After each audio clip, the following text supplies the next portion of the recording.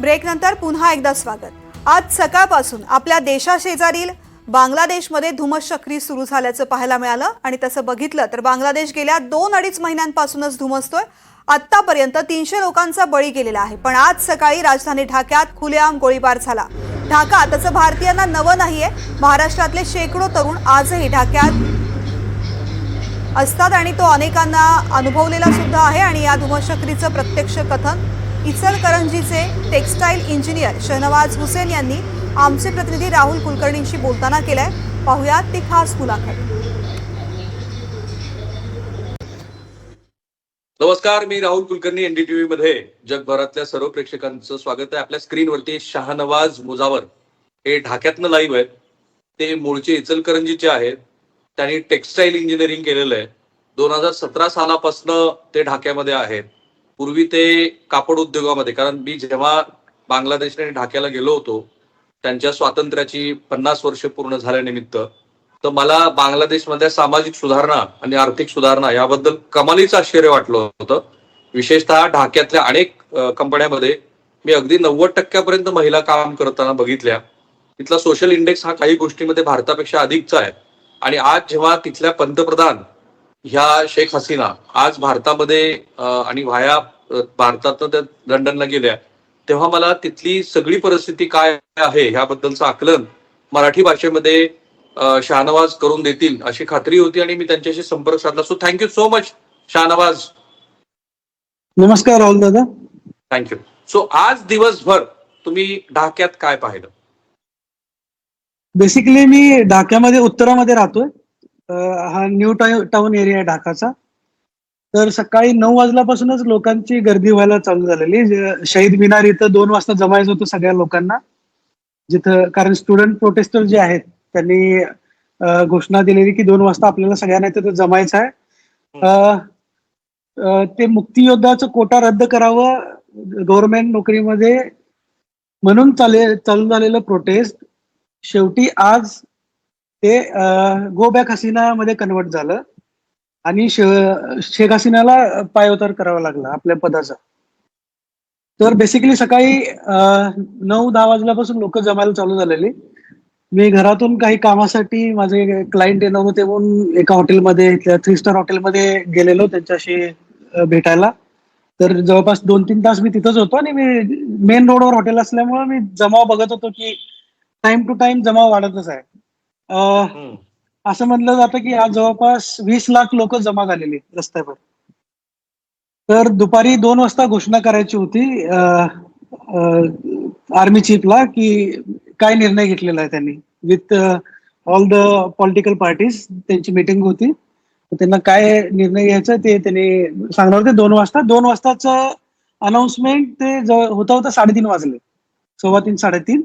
तर 3:30ला army चीफने announce केलं की शेख हसीना ऑलरेडी देश सोडून गेलेले आहेत पदत्याग करून आणि आर्मी टेक ओव्हर करत आहे फॉर फ्यू डेज. आणि त्यांनी आता पर्यायी गव्हर्नमेंट बनवतील सर्वपक्षीय लोकांना घेऊन. तर ज्यावेळी ही न्यूज बाहेर आली तर जी लोक शहीद मिनारकडे जात होती प्रोटेस्ट करण्यासाठी, त्यांनी ते कन्वर्ट झालं सेलिब्रेशन मध्ये लोकांचं की आता आपल्याला जवळपास त्यांचा असं उत्साह होता की आपल्याला दुसरं इंडिपेंडेंट मिळालंय. कारण भरपूर आक्रोश होता शेख हसीनांबद्दल. वाढती महागाई, एकाधिकारशा असं त्यांचं नेतृत्व आहे असं लोकांना वाटत होतं त्यासाठी. तर दुपारी ज्यावेळी हे असं होत होतं जवळपास 4-4:15च्या सुमारास पोलिसांच्या युनिफॉर्म मध्ये काही लोक आलीत आणि त्यांनी गोळीबार चालू केला. ज्यात असं म्हणतात की त्यात काही लोक जखमी झालेत आणि काही लोकांची डेथ पण झालेली आहे. तो गोळीबार जवळपास मी डोळ्यांनी पाहिलाय स्वतःच्या. अंधाधून गोळीबार चालत होता पोलिसांच्या वेशातल्या लोकांकडून आणि जवळपास 1.5 तास चालू होतं ते. अरे बापरे. हो, 1.5 तास जवळपास. त्यानंतर मग जी गर्दी पांगवलेली त्या गोळीबारनं ती परत. नाही, थांबा 1 मिनिट. तो जो गोळीबार तुम्ही बघितला तर महाराष्ट्रातले प्रेक्षक तुम्हाला खूप बारकाईनं ऐकणार आहेत. तो गोळीबार कसा सुरू झाला, तुम्ही कुठून बघितला, किती लोक तुम्हाला मरत असताना दिसले किंवा जखमी होताना? जखमी किंवा मरत असताना मी बघितली, मी फक्त ऐकलं बाहेरून, कारण मी हॉटेलमध्ये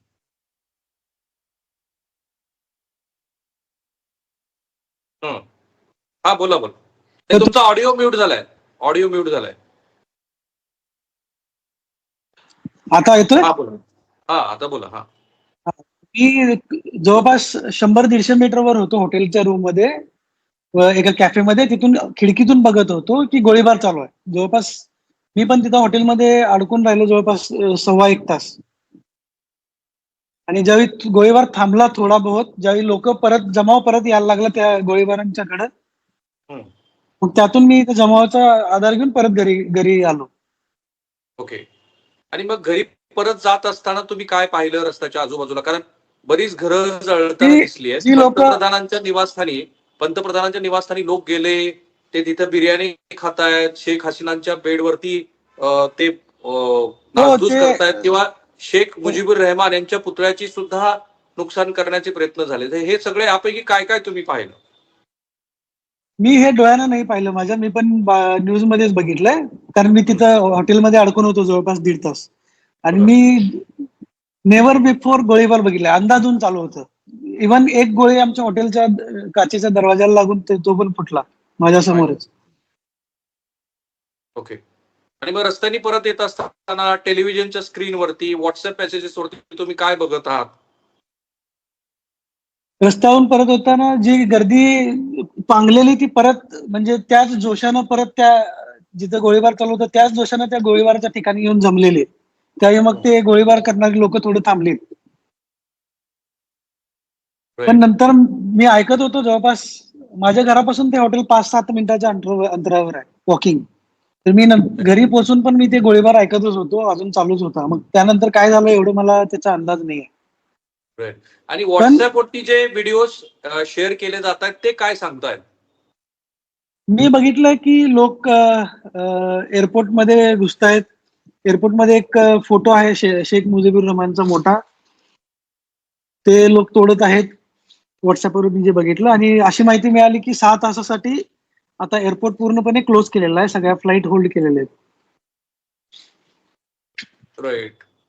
ज्या आरक्षणाबद्दल आपल्याला मुजावर यांनी माहिती दिली, तर शेख मुजीबुर रहमान हे बांगलादेशच्या स्वातंत्र्य लढ्याचे मुख्य. त्यांनी पूर्व आणि पश्चिम बंगाल मधला जो संघर्ष, पूर्व आणि पाकिस्तानाचा जो संघर्ष आहे, त्या संघर्षामध्ये भारतीय सैनिकांच्या मदतीनं पाकिस्तानच्या राज्यकर्त्यांना धुळीला मिळवलं आणि मुक्ती वाहिनीच्या माध्यमातून त्यांनी सत्ता काबीज केली आणि ते राष्ट्राध्यक्ष बनले. तो एक मोठा संघर्ष आहे. त्याच्यामध्ये भारताची भूमिका, तत्कालीन पंतप्रधान इंदिरा गांधी यांनी आंतरराष्ट्रीय पातळीवरती प्रयत्न करून बांगलादेशला केलेली मदत. बरं, बांगलादेशबद्दल असं आहे की एक धर्म हा असून सुद्धा पूर्व आणि पश्चिम बांगलादेशमध्ये पाकिस्तान तत्कालीन त्याच्यात जे झालं, तर एक धर्म तुम्हाला बांधून ठेवू शकत नाही हे निश्चित झालं. एक भाषा नाहीये आणि आपण पठाणी आहोत, पठाणी मूळचे आहोत अशा भावनेतनं इकडच्या इस्लामाबादच्या मंडळींनी ढाक्यातल्या मंडळीवरती जे अत्याचार केले, त्यातनं ज्या अत्यंत विदारक अशा कहाण्या मी बांगलादेशमध्ये जाऊन रिपोर्ट केल्या होत्या. तिथे महिलांवरती अत्याचार झाले, त्या अत्याचाराचे अनेक स्केचेस आजही तुम्हाला बांगलादेशमधल्या स्पेशल जे वस्तू संग्रहालय बनवतात तिथे तुम्हाला दिसतील. ब्लड टेलिग्राम नावाचं जे US अँबॅसेडरनी केलेलं त्यावेळेचं कम्युनिकेशन आहे, ते कम्युनिकेशन सुद्धा खूप इंटरेस्टिंग आहे. आणि त्या कम्युनिकेशनच्या नंतर आपल्याला दिसतं की एक धर्मीय असून सुद्धा दुसऱ्या भागातल्या मंडळीवरती कसा अत्याचार केला. तो जो विशिष्ट असा कालखंड आहे, त्या कालखंडातल्या स्वातंत्र्य लढ्यात जे ते म्हणतात, त्या स्वातंत्र्य लढ्यातल्या मंडळींना नोकरीमध्ये आणि इतर गोष्टीमध्ये आरक्षण द्यावं अशी भूमिका ह्या सरकारनं घेतली. सुप्रीम कोर्टाने सुद्धा त्याला आधी मान्यता दिली होती. त्यानंतर मग ढाक्यातल्या विद्यार्थ्यांचं आंदोलन सुरू झालं. त्या ढाक्यातल्या युनिव्हर्सिटीमध्ये पण मी गेलोय. फॉर माय सरप्राईज की ढाक्यातल्या विद्यापीठामध्ये बरेच भारतीय विद्यार्थी मेडिकलचं शिक्षण घेण्यासाठी सुद्धा येतात. सो आधी जरा शाहनवाज ही थोडीशी पार्श्वभूमी मी सांगितली. तुम्ही हे जे विद्यार्थ्यांचं आंदोलन बघत आहात ते कसं सुरू झालं, कसं इंटेन्सिफाय झालं आपण म्हणतो, आणि काय काय घटना घडत गेल्या ह्या आरक्षणाच्या निमित्ताने? बेसिकली ज्यावेळी कोर्टानं निर्णय रद्द केला की म्हणजे आधी शेख हसीना गव्हर्नमेंटनंच मंजुरी दिली की हे रद्द करायला पाहिजे. नंतर कोर्टमधून असं आलं की नाही, हे रद्द करता येणार नाही, आहे तसं राहणार. ऍक्च्युली मेन मुद्दा होता की मुक्तियोद्धांच्या मुला मुलींपर्यंत ठीक होतं, पण त्यांच्या नातूंना का द्यावं, हम्म. हा मुद्दा होता. तर हे हाताळता आलं नाही शेख हसीना, त्यांची जीभ घसरली असं म्हणता येईल बोलताना, की त्यांनी जी लोक प्रोटेस्ट करतात त्यांना रजाकार म्हणले त्यांनी हो. त्यावेळी, त्यांची जीभ घसरली. आणि मग ते एक पॉइंट धरून जेव्हा बेसिकली लोकांचा आक्रोश होता खूप दिवसापासूनच, वाढती महागाई किंवा एकाधिकारशाह म्हणा अशा गोष्टीमुळं, तर ते फक्त एक मुद्दा भेटला लोकांना जे इंटेन्सिफाय केला. मग त्यांना मला वाटतं बाकीच्या लोकांनी पण हवा दिली, पॉलिटिकल लोकांनी. आणि हे पण यावेळी स्टुडंट पॉवर दिसली. आधी होत होतं, मी बघत आले मागच्या 6 वर्ष, कुठलं पण आंदोलन आलं की 1 दिवस टिकायचं, 2 दिवस टिकायचं, आणि त्यानंतर ते विथ कन्क्लुजन और विदाउट कन्क्लुजन म्हणजे त्याचं ते बंद होऊन जायचं. पण हे जे झालंय, यांनी स्टुडंट पॉवर दाखवली गव्हर्नमेंटला, या देशाला. जसं आपलं लोकपाल बिल वेळी झालेलं सेम इंटेन्सिटी या आंदोलनाची होती. तर Right. गव्हर्नमेंटला इनिशियली हे मला वाटतं हाताळता आलं नाही, त्यामुळे हे एवढे हवा दिली गेली ह्याला. जर इनिशियल डेज मध्ये व्यवस्थित हाताळलं गेलं असतं तर आता ते गो बॅक हसीनापर्यंत गेलं नसतं. हम्म. पण मधल्या काळामध्ये शाहनवाज, ज्या बांगलादेशमध्ये मूलतत्ववादी घटकांना फारसा वाव मिळालेला नव्हता, 4-5 वर्षापूर्वी ढाक्याच्या स्ट्रीटवरती एक हत्या झाली, ती आंतरराष्ट्रीय पातळीवरती पण चर्चेत आली. मध्ये सार्वत्रिक निवडणुकीमध्ये अमेरिकेला शेख हसीना नको होते असं म्हटलं गेलं होतं, परंतु तरी सुद्धा त्या निवडून आल्या, बहुमतात 98% वगैरे मतं घेऊन निवडून आल्या. सो मूल तत्ववादी जे घटक आहेत, इस्लामिस्ट आपण ज्याला म्हणतो, इस्लामिक नव्हे इस्लामिस्ट, तर इस्लामिस्ट घटकांचा याच्यामध्ये काही इन्फ्लुएन्स होता का? मी तेवढा राजकीय जाणकार नाही, पण मला नाही मला मला वाटतं की ह्यावेळी स्टुडंट पॉवर असल्यामुळे त्यांना बळ मिळालं. कारण ह्या आंदोलनात तुम्ही बघितला तर स्टुडंट सोडून त्यांचे पालक, परत आणखी काही लोक पण यात मिसळत गेली. त्यामुळे ना बाकीच्या लोकांना पण बळ मिळाला, ज्यांना विरोध करायचा होता शेख हसीनाचा, त्यांना पण बळ मिळाला या गोष्टीमुळे. मग ते इस्लामिस्ट असू शकतील किंवा आणि अपोजिशन असू शकेल, ते मला त्याची काही जास्त माहिती नाही, पण असू शकते असं. राईट. तुम्हालाही आपल्या परिचयाचा असलेला शब्द म्हणजे रजाकार. मोहम्मद कासिम रिझवी, जे मूळचे लातूरचे होते आणि ते हैदराबाद संस्थांमध्ये नंतर नंतर तर सेनापती झाले, आणि त्यांनी रजाकार नावाची एक संघटना स्थापन केली, ज्या संघटनेच्या अन्वित अत्याचाराच्या कहाण्या आजही आपण ऐकतो. नंतर भारतीय सैनिकांनी कारवाई केली, ऑपरेशन पोलो, आणि त्यातनं मग हैदराबाद मुक्ती संग्राम 1948 साली झाला. पण रजाकारचा कॉन्सेप्ट थोडासा वेगळा आहे. सो शाहनवाज, रजाकार ह्या, तुमचा आवाज म्यूट झालाय, रजाकार ह्या शब्दाबद्दल विद्यार्थ्यांना आक्षेप का आला? हॅलो, तुमचा रजाकार ह्या नावाबद्दल विद्यार्थ्यांना आक्षेप का आला? इथं रजाकार म्हणजे ती लोक ज्यांनी ज्यांची मुक्ती युद्ध चालू होतं, ते त्यावेळी ज्या लोकांनी पाकिस्तानला सपोर्ट केला, ती लोक म्हणजे रजाकार. मग तुम्हाला जर तुम्ही आपल्या देशात आपल्याला जर कोण देशद्रोही म्हणत असतील, रजाकार म्हणजे देशद्रोही, तर साहजिक आहे की लोकांचा आक्रोश वाढणार तुमच्याबद्दल. त्यामुळे राग आला ह्या सगळ्यांना. हो हो, तो रजाकार एक शब्द वापरला, त्यांची जीभ घसरली, तिथूनच याला आग मिळाली. त्यांनी जर सुरुवातीला हँडल केलं असं तर हे दिवस बघायला लागत नसतं. त्यांचा ॲरोगन्स दिसला त्यांच्या या भाषणात. त्यांनी जे 2 ओळीचं वाक्य बोललं त्यात ॲरोगन्स दिसला, आणि लोकांची जी एक अँगर होता बाकी सगळ्या गोष्टी घेऊन. कारण मी बघतोय मागच्या 6 वर्षात जवळपास 3 पट दाम वाढले गोष्टींचे, महागाई मागल्या 6 वर्षात. मी आलेलो त्यावेळी 80% पर केजी सोयाबीन तेल होतं, जे ते जवळपास आता 210 पर्यंत गेलेलं, आता परत 270 280 पर्यंत, ना 170 180 पर्यंत आले परत. तर 3 पट 2.5 पट महागाई वाढली. गरीब पट्ट्याकडे दुर्लक्ष आहे, अमीर होत चालले, जसं आपल्या डेव्हलपिंग कंट्रीमध्ये प्रॉब्लेम आहे सगळ्या तसंच. तर हा जे आक्रोश आहे, आता तुम्ही जर रोडवर बघितला तर lower middle class and poor हे 2 तक्ते रोडवर उतरलेत, जर तुम्ही बघितला तर. राईट. पण असं आहे की आता ते पेट्रोल काय भाव आहे बाय द वे? पेट्रोल एक काळ होता जेव्हा भारतात 100 गाठली, त्यावेळी इथं फक्त 70% होतं, म्हणजे जवळपास 60-62 रुपये होतं. पण महागाई म्हणजे इन्फ्लेशन कंट्रोल करायचं कारण देऊन गव्हर्नमेंटनं एका रात्रीतनं 60 ते 70% वाढवलं आणि आता 136% आहे पेट्रोल, म्हणजे जवळपास इंडियाशी तुलना करताय. 1% म्हणजे भारतीय रुपये किती? भारतीय रुपये 72 पैसे. राईट. तो मी जेव्हा शाहनवाज मी जेव्हा ढाक्यात आलो तेव्हा तिथली एकूणच सार्वजनिक वाहतूक व्यवस्था मला फार चिंतेचा विषय वाटला होता. हो. ढाका हे असं शहर आहे की जिथे तुम्हाला माणसानी चालवणाऱ्या रिक्षा, ज्या अलीकडे पण आपल्या कोलकात्यामध्ये खूप मोठ्या प्रमाणात दिसत होत्या, त्या रिक्षातनं मी हो. फिरलो. It was amazing experience for me. एक नॉस्टॅल्जिया असतो लहानपणीचा म्हणून. पण तरी हो. तिथे मेट्रोची कामं बऱ्यापैकी सुरू होती. अमेरिकेच्या हो. मदतीनं आणि अलीकडच्या काळामध्ये अमेरिकेचा जो एक प्रोटेस्टनिस्ट भाग होता तो हळूहळू कमी होत गेला. हम्म. चायनीज इन्व्हेस्टमेंट खूप वाढली, विशेषतः कापड उद्योगामध्ये खूप मोठ्या प्रमाणामध्ये चायनीज इंडस्ट्री आली. शेख हसीनाबद्दल हो. असं होतं की शेख हसीना ह्या प्रोग्रेसिव्ह आहेत, पुरोगामी विचाराच्या आहेत, त्या मॉडरेट विचार करतात, त्या मूलतत्ववाद्यांना जवळ करत नाहीत. भारताबरोबर त्यांचे फार सौख्याचे संबंध आहेत. त्यांचा कुठलाही हम्म. राजकीय वारस नाहीये. त्यांचे चिरंजीव US मध्ये होते, मी जेवढं रिकॉल करतो तेवढं. हो. आणि ते राजकीय वारस नसल्यामुळं आणि त्या मुलाला राजकारणात फारसा रस नसल्यामुळं शेख हसीना यांची लोकप्रियता अजूनही टिकून आहे असं म्हटलं जातं. तो विशेषतः त्यांनी महिला आणि मुलींना ज्या पद्धतीने स्वातंत्र्याचा अनुभव दिला, आज मला Right. सिक्युरिटी गार्ड म्हणून ते उद्योगामध्ये सगळीकडे महिला मुली दिसल्या. असं असून सुद्धा आज जो प्रकार घडला त्या प्रकाराला बांगलादेशमधल्या किती टक्के लोकांचा पाठिंबा आहे? मुलींचा, महिलांचा, पुरुषांचा? कोण लोक आहेत की जे शेख हसीनांना विरोध करतायत? आज तुम्ही रस्त्यावर बघितला तर जवळपास 30% मुली आणि 70% मुलं असा म्हणजे गर्दी जर तुम्ही बघितला तर अशी हे होतं. तुम्हाला सांगायचं म्हणजे लोक निवडणूक इथं एक्सपेक्ट करत होते की फेअर इलेक्शन होईल. पण इथं तुम्हाला सगळ्यात जसं पूर्ण जगाला माहिती आहे, लोकांना असं वाटतं की इथं इलेक्शन फेअर झालेलं नाही. इथल्या मूळच्या लोकांना पण तेच वाटतं आणि इंटरनॅशनली पण अशीच छवी आहे बांगलादेशची किंवा शेख हसीनाची की विदाउट फेअर इलेक्शन ते आल्या. त्या आक्रोशामुळेच सगळं प्रॉब्लेम झाली.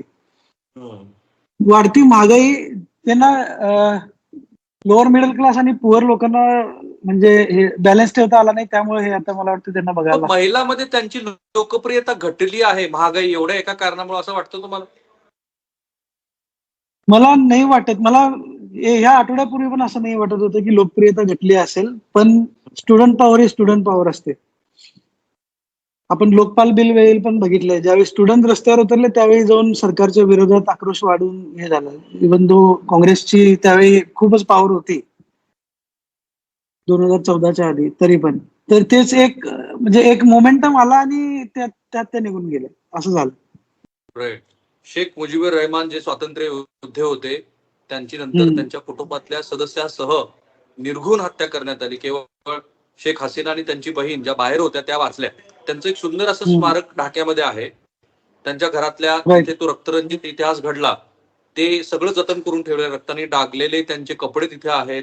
ते ज्या खोलीमध्ये बसलेले होते तिथे जिथे गोळीबार झाला आणि त्यांना मृत्यू आला, ती सगळी जागा जतन करून ठेवलेली आहे. एक त्यांच्याविषयीची आत्मीयता खूप मोठ्या प्रमाणात बांगलादेशी मंडळीमध्ये असं म्हटलं जात होतं. हे कृत्य कुणी केलं होतं तर ते मिलिटरीनी केलं होतं. नंतर एक भलं मोठं मिलिटरीचा कालखंड बांगलादेशने बघितलाय. सो आता तुम्ही आजूबाजूच्या लोकांशी बोलत असाल शहानवाज, त्यांना असं वाटतं का की मिलिटरीने आता जो बांगलादेशवरती ताबा मिळवलाय तो इतक्यात ते सोडतील आणि राजकीय ताकदीकडे पुन्हा एकदा सत्ता दिली जाईल? लोक तर म्हणत तर तेच आहेत की होईल असं. आणि मला वाटतं, मला जसं ऐकायला भेटलंय की हे आर्मी पण प्रो आवामी लीगच आहे, जी आर्मी सध्या आहे. तर मला वाटतं की ते लवकरच सूत्र हाती देतील. त्यांनी 1 हफ्त्याचा समय मागितलाय असं ऐकलंय मी, की गव्हर्नमेंट नवीन गव्हर्नमेंट फॉर्म करायला. पण तुम्ही सर्वसाधारण लोकांमध्ये बघितलं तर गव्हर्नमेंट बद्दल आक्रोश आहे. त्यांना शेख हसीना नकोच होते ओव्हरऑल तुम्ही जर बघितलं. अच्छा, तिथे बऱ्या प्रमाणात अल्पसंख्याक आहेत, स्पेशली हिंदू आहेत आणि अधूनमधून मंदिरावरती हल्ल्याच्या बातम्या येतात. काल पण असं मला कळलं की 1-2 मंदिरावरती हल्ले झालेत. असं काही तुम्ही वाचलंय आणि तिथले अल्पसंख्याक सध्या काय विचार करतायत? अशी ज्यावेळी एखादी घटना घडते, जसं आपल्याकडं युपी बिहारमध्ये घडतंय, काहीतरी मुस्लिमांवर काहीतरी एखादी दुसरी घटना घडते, ती तर फेसबुकवर हवा देऊन शेअर केली जाते. सेम बांगलादेशमध्ये पण होत आहे. एखादे मंदिर किंवा पर्सनल दुश्मनीमुळे कुठेतरी काहीतरी हल्ला झालाय वगैरे, तीच त्या बातम्या हवा देऊन इंडियामध्ये शेअर केल्या जातात. अशा घटना घडतात. पण रिसेंटली 2 दिवसामध्ये झालेला असं मी ऐकलंय, पण त्याचं काही ठोस हे नाही आहे माझ्याकडं. तुमच्याकडे त्याचं फारशी माहिती नाहीये. माहिती नाही आहे. ऐकलंय मी की कुठल्या तर टेम्पलमध्ये लोकांनी तोडफोड केल्या. असतात समाजकंटक सगळ्या देशामध्ये असतात. Right. पण मला वाटतं आपल्या लोकांनी जर एखादी बातमी अशी त्यांना कुठला व्हिडिओ वगैरे येत असेल त्यावर विश्वास ठेवू नये. की पूर्ण कम्युनिटीवर अत्याचार होतोय. मी इथं 6-7 वर्ष झालं राहतोय. मी हिंदूंच्या घरी पण गेलोय, मी मुस्लिमांच्या घरी पण गेलोय. सगळे मिळून मिसळून इथं राहणारे लोक आहेत. राईट. अगदी शेवटचा प्रश्न शाहनवाज, तुम्ही आता सेफ आहात का? तुम्ही तुमचे कुटुंबीय तुम्हाला फोन करत असतील, तुम्हाला भारतात परत हो. यायचंय की सध्या सध्या सगळं ओके आहे, काही अडचण नाही? सध्या जी परिस्थिती बघतोय, दुपारी तर मला जे बघितलं मी हॉरिबल होतं. माझ्या आयुष्यामधला पहिला असा एक्सपिरियन्स होता की मी लाईव्ह गोळीबार बघतोय. पण सुखरूप घरी आलो त्या त्या ह्याच्यातून. आणि आता आम्ही विचार केला की 2-3 दिवस we will see how situation gets. If situation get betters we will fly back. पण आता आज आणि उद्या ऐकले की हे बंद आहे. एअरपोर्ट बंद आहे. आणि इंडिया फ्लाईट फॉर अनिश्चित काळासाठी बंद केलेले आहेत. India Bangladesh flight. Right. आणि किती भारतीय आणि त्यातल्या त्यात मराठी मुलं किती आहात? कारण टेक्सटाईल इंडस्ट्रीमध्ये टेक्सटाईल इंजिनियर म्हणून बरेच तुम्ही मराठी जर मुलं काम करतात. आमची डीकेटीसी जर म्हणला तर आम्ही 2017 आणि 19 मध्ये जेवढे आलेलो जवळपास आम्ही 30-35 लोक आहेत डीकेटीचीच. पण मराठी कम्युनिटी पण भरपूर आहे. Right. Shahnawaz, thank you so much. मला पूर्ण आशा आहे की बांगलादेशमधली परिस्थिती लवकरच निवळेल. आंतरराष्ट्रीय हो, पातळीवरती आम्ही पण काय प्रे हस्तक्षेप करतो. करता येईल, येस, हो. आंतरराष्ट्रीय पातळीवरती काय हस्तक्षेप करता येईल याची चर्चा सुरू आहे. बीएसएफनी आपल्या बॉर्डरवरती आपले सगळे जी सुरक्षा यंत्रणा आहे ती सतर्क Right. केलेली आहे. आणि बांगलादेशची जनता तशीही मला म्हणाल तर मला खूप वाईज वाटते. जर तुम्ही पूर्व पाकिस्तान आणि पश्चिम पाकिस्तानची तुलना केली तर बांगलादेश अनेक अर्थांनी पुढे आहे. सोशल इंडेक्समध्ये आहे, इकॉनॉमिकली पुढे आहे. आणि मला कम्युनिस्ट मंडळींचा पण तिथे खूप मोठा इन्फ्लुएन्स दिसला. म्हणजे काही लोकांशी मी त्यावेळेला बोललो, चर्चाही केल्या. तर मला पूर्ण आशा आहे की तुमच्याबद्दल तुम्ही पूर्णपणे सेफ राहाल. तुम्ही जे काही जॉब करत आहात तो जॉबही तुमचा इंटॅक्ट राहील, कुठेही काही इंटरप्शन होणार नाही. पण जर तुम्हाला कुठल्याही पद्धतीची मदतीची अपेक्षा असेल तर तुम्ही भारतीय दूतावासाशी संपर्क साधला पाहिजे. कारण हो, आपले मराठी आम्ही बांधव तिथे साधतो. खूप मोठ्या हो.